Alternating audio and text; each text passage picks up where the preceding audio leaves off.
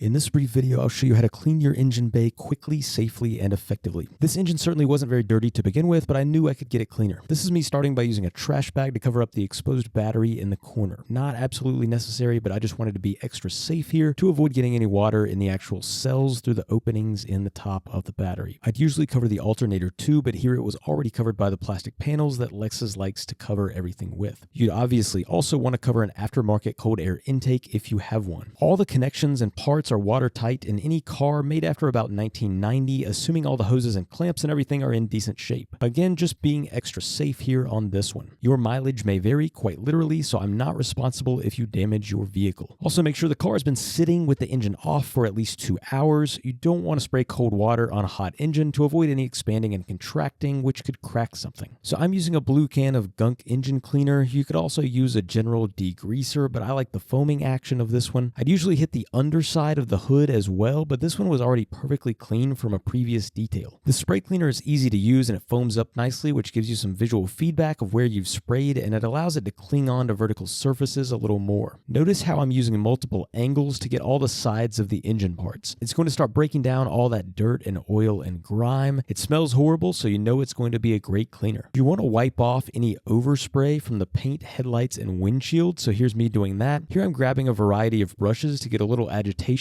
going after it sits. The instructions will say you can just spray on and rinse off, but you'll get a much better result if you give it a little physical agitation to help things along. While you wait about 10 minutes to let the product do its thing, you can spend that time doing something else productive, like removing the unsightly front license plate from your new car. You can see the foam starting to dissipate, and notice how some spots have taken on a slight brownish color. Again, that's the product breaking down and encapsulating all that engine grime. I accidentally waited a little too long and it dried some, so I gave it a little quick extra spray before going in with the brushes. I've got a few different sizes to get down in all the nooks and crannies that you won't be able to reach with just a rag. Have fun with it. It's pretty hard to screw anything up here, but also be gentle so you don't knock any connectors loose. Now for the rinse. Don't use a pressure washer for this, and try to hold the hose at least about 2 feet away. You don't want to be hitting any part of the engine with a high pressure stream of water. This is me doing a quick simple drying off with a microfiber towel, just hitting the main areas and not spending too much time here. Not really necessary, but we wanted to drive this car as soon as I finished, so I wanted to speed the process along just a bit. Now I'm carefully removing that wet trash bag cover from the battery, using a brush and rag with some plastic cleaner to quickly clean the top of that battery by hand so that I'm not using the hose on it or having to rinse it off at all. Now the final step for a more finished look, which is admittedly not necessary. I'm using a product called Motorplast from Koch Chemie. The cool thing about it is it can go on a wet or dry surface, and you literally just spray and walk away. It spreads out itself and dries completely, leaving a factory look and no residue. It's water-based, so it's not going to harm any plastics or rubber hoses. Most other folks I've seen who do this will use some kind of dressing or coating for that greasy, glossy Armor All look. I'm not a huge fan of that, especially since I work on my own cars. The last thing I want is slippery nuts and bolts and clips and panels when I'm trying to remove them. This product dries completely and leaves no residue. It's more of a satin finish, which I prefer. The best way I can describe it is it just makes things look like they're brand new from the factory. I prefer that over the fake, wet, glossy look, but to each their own, I suppose. This product is pretty pricey at about $20, but I haven't seen anything else out there like it where you can just spray and walk away and it dries completely and leaves a satin finish. It also has a great sprayer that produces a fine mist, and it has a nice, mild, pleasant scent. It goes on a milky white but dries clear. At this point, your client may come inspect your work and say,